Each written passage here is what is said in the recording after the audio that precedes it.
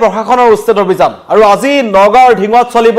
এক বৃহৎ উচ্ছেদ অভিযান ইতিমধ্যেই তাত যথেষ্ট সংখ্যক আৰক্ষী নিৰাপত্তাৰক্ষী উপস্থিত হৈছে আৰু দীৰ্ঘদিনীয়া এটা অভিযোগ আছিল যে এই ঢিং ৰূপৈয়াত অঞ্চলটোৰ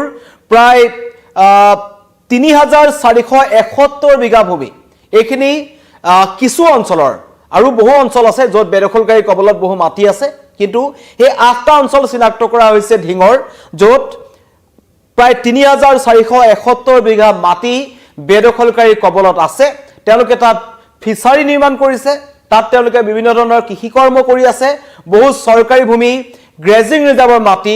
বনাঞ্চলৰ মাটি বেদখল কৰি বহি আছে একাংশ মিয়ালোকে আৰু তেওঁলোকক তাৰ পৰা উচ্ছেদ কৰা হ'ব যুদ্ধকালীন তৎপৰতা তেওঁলোকক আগতেই বন বিভাগৰ ফালৰ পৰা ৰাজহ বিভাগৰ ফালৰ পৰা জাননী জাৰি কৰা হৈছিল তেওঁলোকক ডেডলাইন দিয়া হৈছিল সেই সময়সীমা পাৰ হৈ যোৱাৰ পাছত আজি পুৱাৰে পৰা সেই অঞ্চলটোত যথেষ্ট তৎপৰতা দেখাবলৈ পোৱা গৈছে আৰু তাত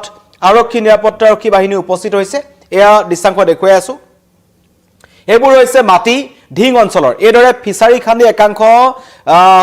মিয়া বেদখলকাৰীয়ে তাৰ পৰা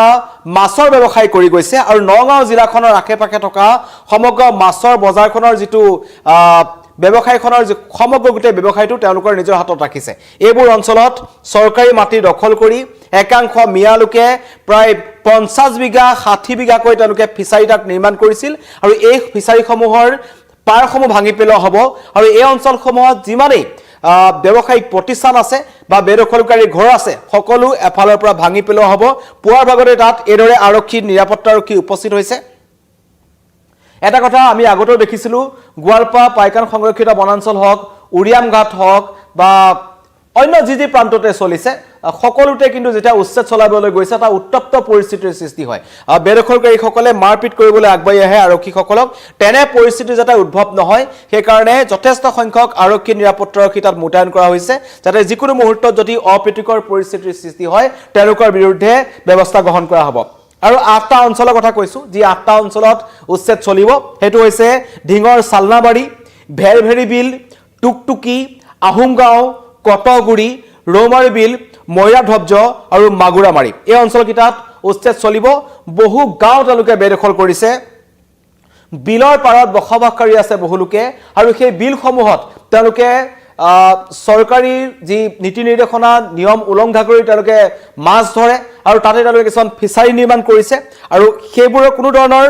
চৰকাৰী মাটি দখল কৰি যি ঢিং ৰাজহ চক্ৰই তেওঁলোকক নিৰ্দেশ জাৰি কৰিছিল যাতে সেই মাটি তেওঁলোকে এৰি যাব লাগে কিছুদিন পূৰ্বে ঢিঙৰ ৰাজহ চক্ৰৰ বিষয়া সৌৰভ কুমাৰ দাসে এই কথাখিনি তেওঁলোকক কৈছিল যে বেদখলকাৰীয়ে অবৈধভাৱে কিছুমান ফিচাৰী খান্দিছে বিলৰ পাৰত তেওঁলোকে ফিচাৰী খান্দিছে বিলত মাছ ধৰিছে সেইবোৰৰ পৰা তেওঁলোকক আঁতৰি যাবলৈ তেওঁলোকে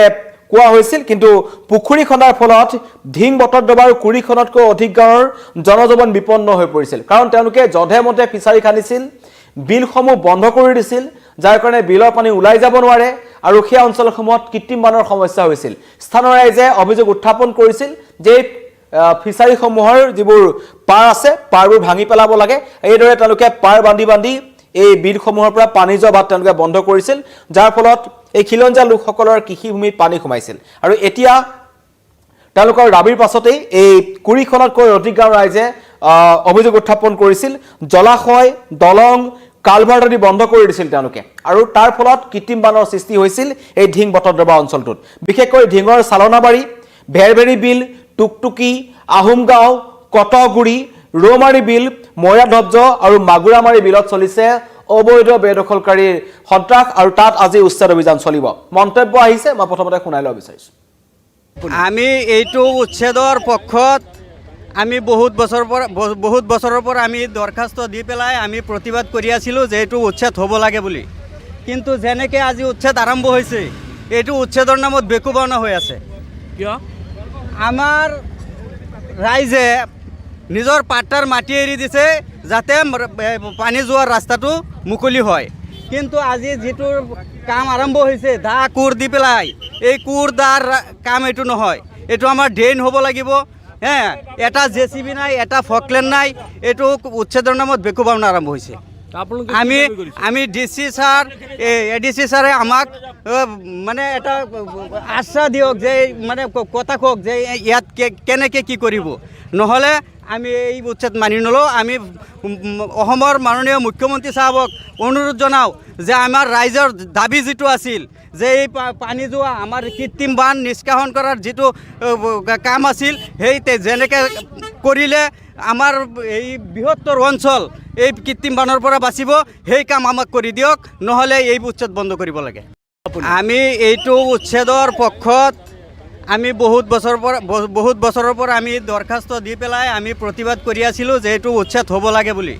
কিন্তু যেনেকৈ আজি উচ্ছেদ আৰম্ভ হৈছে, এইটো উচ্ছেদৰ নামত বেকুবাওনা হৈ আছে। কিয়? আমাৰ ৰাইজে নিজৰ পাট্টাৰ মাটি এৰি দিছে যাতে পানী যোৱাৰ ৰাস্তাটো মুকলি হয়। কিন্তু আজি যিটো কাম আৰম্ভ হৈছে দা কোৰ দি পেলাই, এই কোৰ দাৰ কাম এইটো নহয়, এইটো আমাৰ ড্ৰেইন হ'ব লাগিব। এটা জেচিবি নাই, এটা ফকলেণ্ড নাই, এইটো উচ্ছেদৰ নামত বেকুবাওনা আৰম্ভ হৈছে। আমি ডিচি স্যাৰ এডিসি স্যাৰে আমাক মানে এটা আশ্বাস দিয়ক যে মানে কথা কওক যে ইয়াত কেনেকৈ কি কৰিব, নহ'লে আমি এই উচ্ছেদ মানি নলওঁ। আমি অসমৰ মাননীয় মুখ্যমন্ত্ৰী চাহাবক অনুৰোধ জনাওঁ যে আমাৰ ৰাইজৰ দাবী যিটো আছিল যে এই পানী যোৱা আমাৰ কৃত্ৰিম বান নিষ্কাশন কৰাৰ যিটো কাম আছিল সেই যেনেকৈ কৰিলে আমাৰ এই বৃহত্তৰ অঞ্চল এই কৃত্ৰিম বানৰ পৰা বাচিব, সেই কাম আমাক কৰি দিয়ক, নহ'লে এই উচ্ছেদ বন্ধ কৰিব লাগে। আমি স্থানীয় ৰাইজৰ মন্তব্য শুনিলে তেওঁলোকে এই উচ্ছেদ অভিযানক লৈ সন্তুষ্ট নহয়। তেওঁলোকৰ মতে কাৰণ যিসকল স্থানীয় ৰাইজ আছে তেওঁলোকে দীৰ্ঘদিন ধৰি সেই অঞ্চলসমূহত উচ্ছেদৰ পোষকতা কৰি আহিছিল, তেওঁলোকে উচ্ছেদ হোৱাটো বিচাৰিছিল। আৰু কৃত্ৰিম বানৰ যিটো সমস্যা, এই 20খনতকৈও অধিক ৰাইজে ঢিং বটদ্ৰৱাৰ অঞ্চলটোত থকা প্ৰায় 20খনতকৈও অধিক গাঁৱৰ ৰাইজে বিভিন্ন সময়ত কৃত্ৰিম বানৰ সমস্যাত ভুগি আছিল। তেওঁলোকৰ জনজীৱন বিপন্ন হৈ আহিছে। তেওঁলোকে ৰাজস্বকৰ বিভাগক জনাইছিল, জিলা আয়ুক্তক জনাইছিল, আৰু তেওঁলোকে নিজৰ মাটিও এৰি দিছিল নলা নিৰ্মাণৰ কাৰণে। কিন্তু তাৰ পাছতো একাংশ সন্দেহজনক নাগৰিকে, একাংশ মিয়া লোকে সেই অঞ্চলসমূহত সেই বিলৰ পাৰবোৰ তেওঁলোকে ওখ কৰিছিল আৰু কিছুমান কালভাৰ্ট তেওঁলোকে বন্ধ কৰি দিছে, বিলৰ পানী যোৱা পথ তেওঁলোকে বন্ধ কৰি দিছিল, ডাঙৰ ডাঙৰ ফিচাৰী তেওঁলোকে নিৰ্মাণ কৰিছিল, যাৰ ফলত সেই অঞ্চলটোৰ কৃত্ৰিম বানৰ সমস্যা দেখা দিছে। কিন্তু আজি যেহেতু ঢিঙৰ প্ৰশাসনৰ ফালৰ পৰা কোৱা হৈছিল যে তাত যথেষ্ট সংখ্যক আৰক্ষী নিৰাপত্তাৰক্ষী মোতায়েন কৰা হৈছে, হয়তো পৰৱৰ্তী সময়ত আহিব। কিন্তু এতিয়া যি আৰম্ভ হৈছে, যি 8টা অঞ্চলত চলিব আৰু বেদখলমুক্ত কৰা হ'ব 3471 বিঘা মাটি, ঢিঙৰ চালনাবাৰী, ভেৰবেৰী বিল, টুকটুকি, আহোমগাঁও, কটগুৰি, ৰৌমাৰী বিল, মৰিয়া ধ্বজ আৰু মাগুৰামাৰী, এই বিলকেইখনৰ উচ্ছেদ অভিযান চলিব। বিশেষকৈ এই ফিচাৰীসমূহ অবৈধভাৱে নিৰ্মাণ কৰা ফিচাৰীসমূহ পুতি পেলোৱা হ'ব বা সেই পাৰসমূহ যিবোৰ বান্ধ তেওঁলোকে বান্ধিছিল বা পাৰ বান্ধিছিল সেই পাৰবোৰ ভাঙি পেলোৱা হ'ব। কিন্তু এতিয়ালৈকে তাত জেচিবি বা বুলডোজাৰ উপস্থিত নোহোৱাত স্থানীয় ৰাইজে ক্ষোভ প্ৰকাশ কৰিছে। তেওঁলোকৰ এটাই কথা যে উচ্ছেদৰ নামত ভেকুবাওনা হ'ব নালাগে। গোৱালপাৰা পাইকান সংৰক্ষিত বনাঞ্চলত যেনেকৈ উচ্ছেদ অভিযান চলিল, উৰিয়াম ঘাটত যেনেকৈ উচ্ছেদ অভিযান চলিল, কিছুদিন আগতে আমি দেখিলোঁ য'ত ব্ৰহ্মপুত্ৰত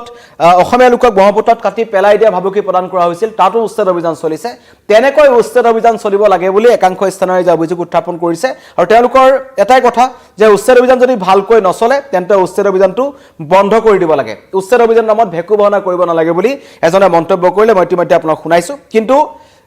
ঢিং প্ৰশাসনৰ ফালৰ পৰা কোৱা হৈছে যে নহয়, এইটো এটা বৃহৎ উচ্ছেদ অভিযান চলিব, কাৰণ তেওঁলোকৰ লক্ষ্য হৈছে 3471 বিঘা ভূমি বেদখলমুক্ত কৰা।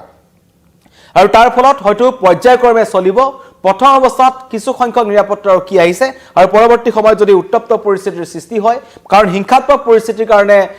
সকলো সাজু হৈ আছে, যাতে পৰিস্থিতিৰ অৱনতি নঘটে, কোনো লোকে যাতে হুলস্থুলীয়া পৰিৱেশৰ সৃষ্টি কৰিব নোৱাৰে। আমি আগতে দেখিছিলোঁ হোজাই, গোৱালপাৰা, বৰপেটা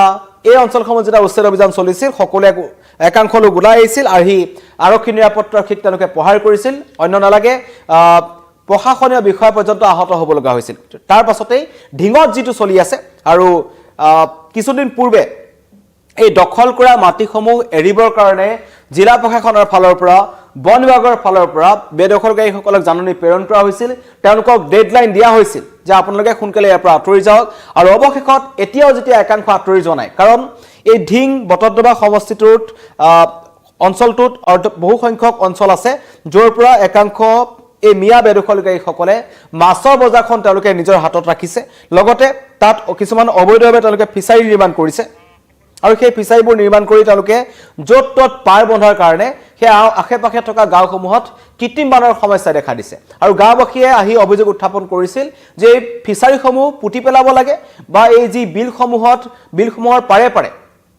এই বিলসমূহৰ পাৰে পাৰে একাংশ মিয়া লোকৰ বসতি আছে একাংশ সন্দেহজনক লোকে তাত আহি ঘৰ নিৰ্মাণ কৰিছে মাটি দখল কৰিছে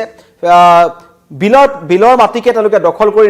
তেওঁলোকে নিজৰ নামত ফিচাৰী বুলি তেওঁলোকে দাবী উত্থাপন কৰিছে সেইবোৰ এফালৰ পৰা সেই ফিচাৰীসমূহ পুতি পেলাব লাগে বা পাৰসমূহ বান্ধি পেলাব লাগে আৰু আজি আৰম্ভ হৈছে উচ্ছেদ অভিযান মই ইতিমধ্যে কৈছো ঢিঙৰ 8টা স্থানত উচ্ছেদ অভিযান চলিব যুদ্ধকালীন তৎপৰতা আছে আৰু কেইবাখনো এস্কেভেটৰ আৰক্ষী বাহিনী তাত মোতায়েন কৰা হৈছে বিশেষকৈ যদিহে কিবা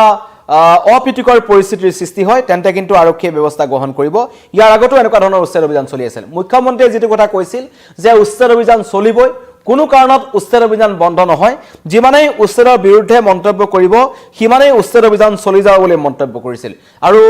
সেই কথা আখৰে আখৰে প্ৰমাণ হৈছে কাৰণ নগাঁও জিলাৰ বিভিন্ন প্ৰান্তত বিশেষকৈ ঢিং ৰূপৈহাট এই অঞ্চলসমূহত একাংশ সন্দেহজনক নাগৰিকৰ গতিবিধি আছে বা তেওঁলোকৰ দপদপনি বৃদ্ধি পাবলৈ ধৰিছে বিভিন্ন ধৰণৰ অনৈতিক কাৰ্যকলাপ যেটা সংগঠিত হয় বিভিন্ন ধৰণৰ অপৰাধজনিত ঘটনা যেটা সংগঠিত হয় একাংশ মিয়া বেদখলকাৰী নাম আহে সন্দেহজনক লোকসকলৰ নাম আহে তেনে পৰিস্থিতিৰ প্ৰতি লক্ষ্য ৰাখি স্থানীয় ৰাইজে অভিযোগ উত্থাপন কৰিছিল যে ঢিঙৰ এই 8টা অঞ্চলত উচ্ছেদ অভিযান চলিব লাগে সালনাবাৰী ভেৰভেৰি বিল টুকটুকি আহোমগাঁও কটগুৰি ৰৌমাৰী মৈৰাধজ্জ আৰু বাগুৰামাৰী এই অঞ্চলসমূহত এই 8টা অঞ্চলত প্ৰায় 3471 বিঘা মাটি চিন্তা কৰক 3471 বিঘা মাটি বেদখলকাৰীৰ কবলত আছে যেটো ৰাজহ চক্ৰৰ জৰিপত স্পষ্ট হৈছে তাৰ পিছতে এই উচ্ছেদ অভিযান চলিছে আৰু বেদখলকাৰীসকলে একাংশ বেদখলকাৰী বহু আগতে তাৰ পৰা আঁতৰি গৈছে আৰু এতিয়াও কিন্তু একাংশ বেদখলকাৰীয়ে তাত অৱস্থান কৰি আছে তেওঁলোকৰ বিৰুদ্ধে চলিব এই উচ্ছেদ